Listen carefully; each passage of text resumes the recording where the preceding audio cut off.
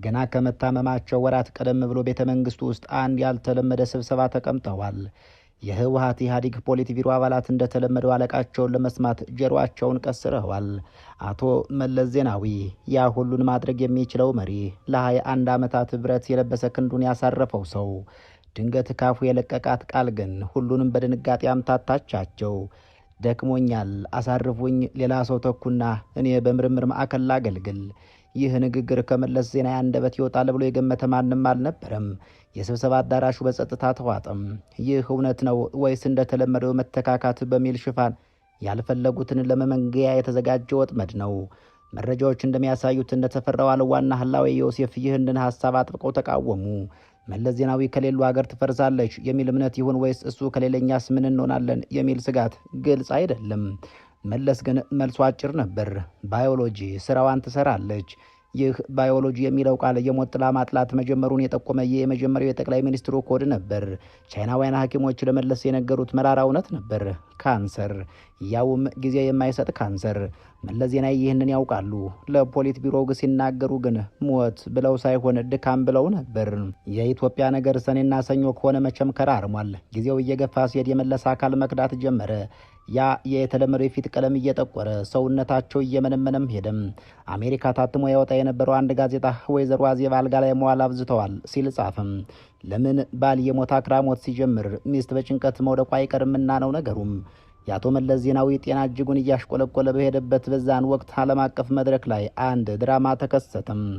ዴቪድ አቶ መለስ ዜናዊ በስብሰባው ታድመዋል። የኢትዮጵያ የውስጥ ፖለቲካ ደግሞ ያለ ወትሮው ጦዟል። የድርጅቱ አባላትም ፖለቲካውን ችግሩን ከመቅረፍ ይልቅ ቤተሰባቸውንና የሀገሪቷን ሀብት እያሸሹ ናቸው። አቶ መለስ ዜናዊ የታደሙበት የቡድን 8 ስብሰባ ተጀመረም። የሲአይኤ ኤጀንቶች ረቂቅ ጨረር ታጥቀው ገብተዋል። የኢትዮጵያ ጋዜጦችም በመድረኩ ታድመዋል። በኢትዮጵያ ወቅቱ ክረምት ነው። የጠቅላይ ሚኒስትሩ ጤና ነክ ወሬ ሹክሹክታ የከተማውን ሰማይ አፍኖታል።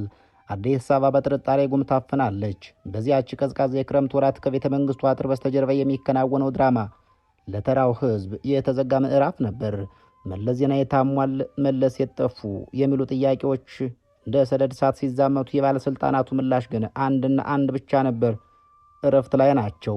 ነገር ግን ጠቅላይ ሚኒስትሩ የእውነት እረፍት ብቻ ነበሩ ወይስ ከጀርባው ሌላ የጠቆረ ታሪክ ነበር?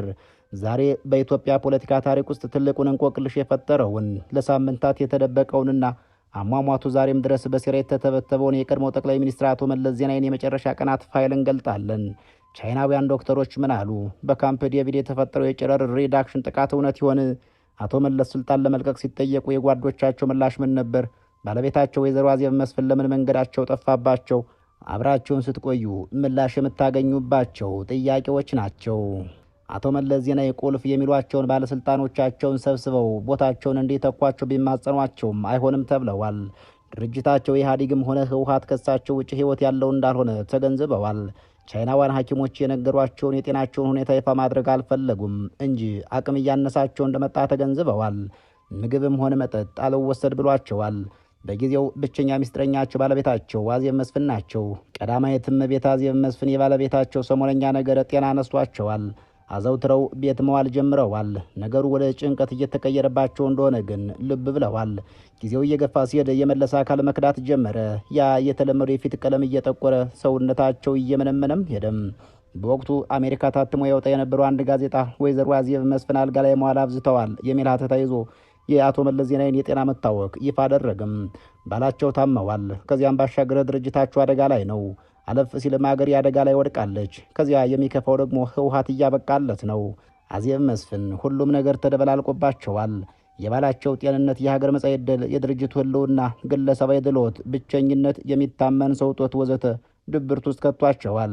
የሞት ክራሞት ሲጀምር ሚስት በጭንቀት መውደቃቸው አይቀርምና ነው። ምንም እንኳን የአቶ መለስ ዜናዊ ጤና እጅጉን እያሽቆለቆለ እየሄደ ቢሆንም በወቅቱ በተከናወነ ዓለም አቀፍ መድረክ ላይ አንድ አስደንጋጭ ድራማ ተከሰተም። ስብሰባው ተጀመረ። የአባል ሀገራቱ መሪዎች የሀገራቸውን ዲሞክራሲያዊ ምህዳር፣ ኢኮኖሚያዊ እድገት፣ ቀጠናዊ ፖለቲካውን የተመለከቱ ንግግሮችን አደረጉም። ቀጣዩ ተናጋሪ የኢትዮጵያው ጠቅላይ ሚኒስትር አቶ መለስ ዜናዊ ናቸው። አቶ መለስ ዜናዊ ተናጋሪ ናቸው።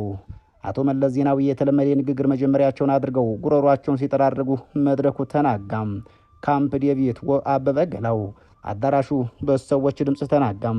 እዚህ ላይ ነው በርካታ የሴራ ተንታኞች እስካሁን መልስ ያላገኙለት ጥያቄ የሚነሳው። በስብሰባው ላይ የመለስን መገኘት የተቃወሙ ጋዜጠኛ አበበ ገላው በታላቅ ድምፅ ሲጮህ መለስ ዜናዊ በድንጋጤ አንገታቸውን ደፉ። አንዳንዶቹ ይህ ድንጋጤ ለሞታቸው አጣዳፊ ምክንያት ሆነ ይላሉ። ነገር ግን ጉዳዩ ከዚህ የጠለቀ ነው። በወቅቱ ከመለስ ዜናዊ ጎን የተቀመጡት ጋዜጠኛ ኤልያስ ክፍሌ እንዳጋለጡት የጋናው ፕሬዝዳንት ዶክተር አታ ሚልስም ነበሩ። የሚገርመው ነገር ዶክተር አታ ሚልስም ከመለስ ሞት በጥቂት ቀናት ቀደም ብሎ በተመሳሳይ ሁኔታ ህይወታቸው አልፏል። እዚህ ጋር አንድ ጥርጣሬ ይፈጠራል። ሲአይኤ የአሜሪካው የስለላ ድርጅት በጨረር ወይም ሪዳክሽን መለስንና አታ ሚልስን መታቸውን የሚለው የሴራ ቲዮሪ እስካሁን ድረስ በብዙዎች ዘንድ የሚብላላ ነው። መለስ ለአሜሪካ ታማኝ አገልጋይ የነበሩ ቢሆንም በራስ መተማመናቸውና ቻይናን ወደ አፍሪካ የማምጣት ፍላጎታቸው ለምዕራባውያኑ ሀገራት ስጋት ሆኖ ነበርን በሚል የሚጠይቁትም በርካቶች ናቸው። ነሐሴ 2004 ዓ.ም ዜናው በይፋ ከመነገሩ ከ4 እና 5 ሳምንታት በፊት መለስ ዜናዊ ከዚህ ዓለም በሞት ተለይተዋል። 4 ሳምንታት አንድ መሪ ደብቆ እረፍት ላይ ናቸው እያሉ ህዝብን ማታለል በታሪክ ታይቶ የማይታወቅ ትልቁ ክህደት ነው። በብራስልስ ሆስፒታል ሕክምናቸውን ሲከታተሉ እንደነበር ቢነገርም ጉዳዩን የሚያውቁት ጥቂት የህወሓት ቁልፍ ሰዎች ብቻ ነበሩ። 7ቱ ኮሚቴ የሚባሉ በህቡ የተደራጁ አመራሮች አስክሬኑን ይዘው ምን እንደሚደረግ ሲመክሩ ከርመዋል። አስክሬኑን ማምጣት በእርግጥ ቀላል ነበር። ከባድ የነበረው ስልጣኑን ማን ይረከብ የሚለው ነበር። በዚህ መሃል መለስ በሞት አፋፍ ላይ ያሉ አንድ የመጨረሻ መልእክት ወደ አስመራ ልከው ነበር ይባላል። አቶ መለስ ዜናዊ ከመሞታቸው አስቀድሞ ለፕሬዝዳንት ኢሳያስ አፈወርቂ ደብዳቤ ልከው ነበር። በኡጋንዳው ፕሬዝዳንት ሙሴቬኒ በኩል የተላከው መልእክት እንታረቅ የሚል ይዘት እንደነበረው ይነገራል። ኢሳያስ አፈወርቂ ግን በኩራት ውድቅ አደረጉት። ያ ጉደኛ የ4 ኪሎ ቤተ መንግስት በጭንቀት ሲናጥ ወይዘሮ አዜብ መስፍን ባዶውን አልጋ እያዩ ያለቅሱ ነበር። አልጋው ባዶ ሆነ ሲሉ የነበረው ለባላቸው ወይስ ለስልጣኑ? ይህ ለታሪክ የተተወ ጥያቄ ነው። የኢትዮጵያ መሪዎች አሟሟት ሁሌም እንቆቅልሽ ነው። አጼ ቴዎድሮስ በገዛ እጃቸው፣ አጼ ዮሐንስ አንገታቸውን ተቆርጠው፣ አጼ ኃይለ ሥላሴ በትራስ ታፍነው፣ መለስ ዜናዊስ በጨረር ተመተው ወይስ ደንግጠው ወይስ በካንሰር? የአቶ መለስ ዜናዊ አስክሬን አዲስ አበባ ሲመጣ ትልቅ ክርክር ተነሳም። የት ይቀበሩ? መቀሌ፣ አድዋ ወይስ አዲስ አበባ? አንዳንዶቹ ትግራይ መቀበር አለባቸው አሉ። ሌሎች ደግሞ የኢትዮጵያ መሪ እንደመሆናቸው መጠን አዲስ አበባ ነው መቀበር ያለባቸው ሲሉ ተከራከሩ። በመጨረሻም በአዲስ አበባ 4 ኪሎ ስላሴ ካቴድራል ውስጥ እንዲያርፉ ተወሰነም። ልክ እንደ ሩሲያው ሌኒን አስክሬናቸው ለትውልድ እየታየ እንዲኖር ታሰበም። የሌኒንን ሐውልት በግሬደር ያፈረሱት አቶ መለስ ዜናዊ ራሳቸው እንደ ሌኒን ሊመለኩ ፈልገው ይሆን ሲሉ ይጠይቃሉ። ህወሓት መልኩ ብዙ ጠባዩም ብዙ ስራው ሁሉ ድራማ ነበርና የመሪው የቀብር ስነ ስርዓትም ሌላ ድራማ ነበረው። በህይወት ዘመናቸው ባንዲራ ጨርቅ ነው ያሉት መሪ አስክሬናቸው በዚያው ጨርቅ በተባለ ባንዲራ ተሸፍኖ ወጣም። ህዝቡ በባህሉ መሰረት አለቀሰላቸው። ህዝቡ በሁሉም የአገሪቱ ጫፍ በካድሬ ቅስቀሳ ለቅሶ ወጥቶ አለቀሰም። በእርግጥ የምርም አዝኖ ያለቀሰው በርካታ ነው።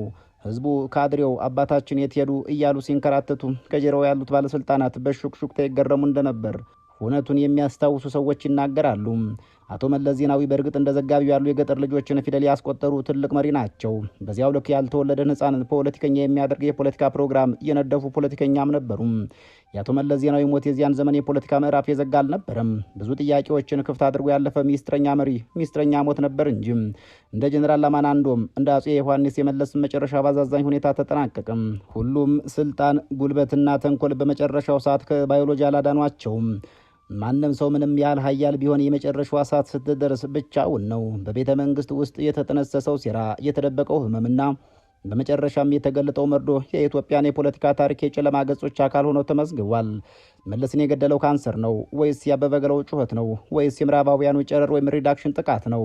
መልሱ ከአቶ መለስ ዜናዊ ጋር አብሯቸው ተቀብሯል።